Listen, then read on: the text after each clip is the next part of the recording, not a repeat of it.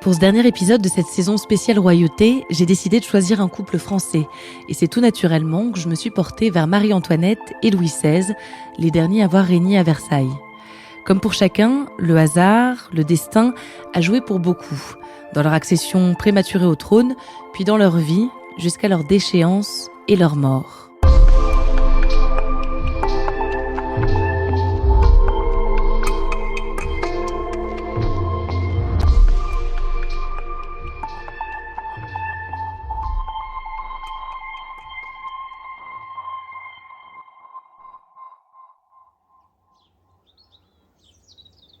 « 1774, Versailles. Nous sommes le 10 mai, le printemps est radieux, mais dans le château, depuis quelques jours, règne une étrange tension. Celui qu'on appelle le bien-aimé, Louis XV, roi de France et de Navarre, est à l'agonie. La fièvre est apparue quelques jours plus tôt, alors qu'il se rendait à la chasse. C'est la petite vérole, il n'y a plus rien à faire. Le confesseur a été appelé, l'extrême-onction lui a été administrée. À 16h, le 10 mai, le duc de Bouillon, grand chambellan de France, descend à toute allure dans le salon de l'Œil de Bœuf. Il s'écrie « Le roi est mort, vive le roi !» Le dauphin Louis-Auguste et la dauphine Marie-Antoinette voient accourir les courtisans qui s'agenouillent devant eux, leur nouveau monarque. On raconte que le nouveau roi aurait dit « Quel fardeau, et on ne m'a rien appris. Il me semble que l'univers va tomber sur moi. » Et que Marie-Antoinette aurait soupiré « Mon Dieu, protégez-nous, nous régnons trop jeunes. » Il a 19 ans, elle en a 18. Ils ont l'air terrorisés. Et pourtant, c'était écrit, depuis déjà bien longtemps, que ces deux-là régneraient jeunes. C'est la conséquence de plusieurs événements. Louis-Auguste, duc de Berry, fils du dauphin de France, n'est pas le premier héritier quand il vient au monde. C'est son frère aîné, le duc de Bourgogne. Et cela semble convenir à tout le monde. L'aîné est charismatique, intelligent, sûr de lui, alors que Louis-Auguste est un garçon réservé, à la santé fragile. Mais le duc de Bourgogne fait une mauvaise chute et meurt à l'âge de 10 ans. Puis c'est un autre coup du sort qui accélère le destin du duc de Berry. En 1765, son père, le dauphin de France, tombe malade et meurt en 35 jours. Il avait 36 ans, Louis-Auguste en a 11, son grand-père, le roi, 56. Louis-Auguste régnera donc tôt. Et pour régner, il lui faut une épouse. Le sujet commence à être évoqué en 1766, un an seulement après la mort de son père. Le roi a jeté son dévolu sur la fille de Marie-Thérèse d'Autriche et de François Ier, qui règne sur le Saint-Empire. Des émissaires sont envoyés régulièrement pour mener les négociations. La jeune élue s'appelle Marie-Antoinette Joseph Jeanne, archiduchesse d'Autriche. À l'âge de 14 ans, elle a ses premières règles. Tout s'accélère alors. Marie-Antoinette quitte Vienne en avril 1770. Elle part dans un cortège de 40 calèches pour un voyage de 20 jours. À Strasbourg a lieu la cérémonie de remise de l'épouse. Au milieu du Rhin, sur l'île de l'Épie, à égale distance des berges allemandes et françaises, la future dauphine troque ses vêtements allemands contre des tenues françaises. Quelques jours plus tard, Louis-Auguste et Marie-Antoinette se rencontrent au cœur de la forêt de Compiègne. Ils ne se sont vus qu'en portrait et connaissent de l'autre le strict minimum. Elle sait qu'il est passionné par l'horlogerie, la serrurerie et la chasse. Il sait qu'elle aime la danse et la musique. On l'a dit espiègle et lui réservé.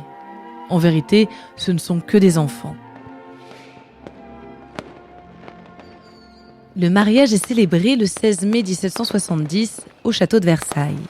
S'ensuivent plusieurs jours de célébrations populaires jusqu'au 30 mai où un feu d'artifice est prévu place de la Concorde à Paris, qui s'appelle alors la place Louis XV. La fête tourne au cauchemar. Un incendie rue Royale provoque un mouvement de panique. 132 personnes trouvent la mort dans la bousculade. Louis-Auguste et Marie-Antoinette sont accablés. Ils font un don pour les victimes. C'est ainsi que commence le mariage du dauphin et de la dauphine.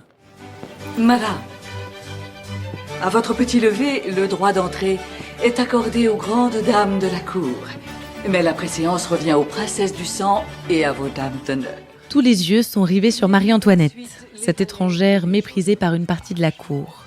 On l'appelle l'Autrichienne. Elle a du mal à s'habituer à l'étiquette de Versailles, bien plus rigide que celle d'Autriche. On la trouve trop petite, avec trop peu de gorge.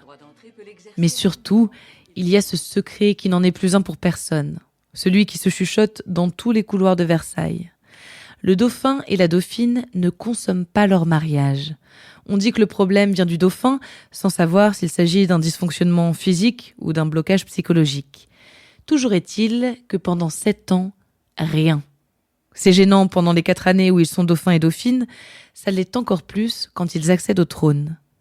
Puis finalement, un beau jour, les choses se débloquent. Marie-Antoinette tombe enceinte et donne naissance à une fille. Pas vraiment ce qu'on attendait. Par chance, un héritier suivra, puis une autre fille et un autre garçon. Louis-Auguste et Marie-Antoinette ont rempli leur rôle, mais que penser de leur relation à tous les deux ? Pour certains, le roi et la reine ne s'aiment pas, ils ne partagent rien. Il est vrai que leurs loisirs diffèrent. Le roi apprécie les parties de chasse et la confection de clés et de serrures. La reine aime le théâtre, en regarder comme en faire. Elle apprécie également les jeux et les danses de salon. Mais on raconte aussi que les époux partagent une certaine complicité, qu'ils se soutiennent et se respectent en tant qu'individus indépendants. Ils vivent chacun à leur rythme, le roi occupé par la politique, la reine appréciant le charme bucolique de sa vie en dehors de la cour, au domaine du Trianon. C'est là-bas qu'elle vit une histoire d'amour cachée avec le comte Axel de Fersen, rencontré la première fois en 1774 au bal masqué de l'Opéra. Il devient son amant quelques années plus tard, au retour d'une expédition en Amérique. C'est un homme séduisant et protecteur. Il s'inquiète pour la reine quand son impopularité devient menaçante. C'est lui qui, en pleine révolution, organisera l'évasion du roi et de la reine les 20 et 21 juin 1791, la fameuse fuite de Varennes, du nom de la ville où ils sont arrêtés, avant d'être ramenés à Paris, d'être incarcérés à la prison du Temple, puis d'être exécutés en 1793. Le 16 octobre de cette même année, après l'annonce de sa condamnation, Marie-Antoinette rédige sa dernière lettre, destinée à la sœur de Louis XVI.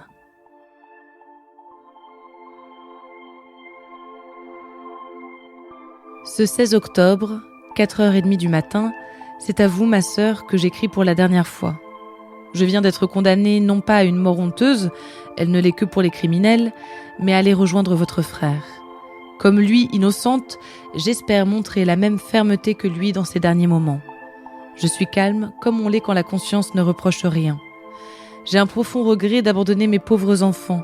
Vous savez que je n'existais que pour eux. Et vous, ma bonne et tendre sœur, vous qui avez par votre amitié tout sacrifié pour être avec nous, dans quelle position je vous laisse ? Pensez toujours à moi, je vous embrasse de tout mon cœur, ainsi que ces pauvres et chers enfants. Mon Dieu, qu'il est déchirant de les quitter pour toujours. Adieu, adieu.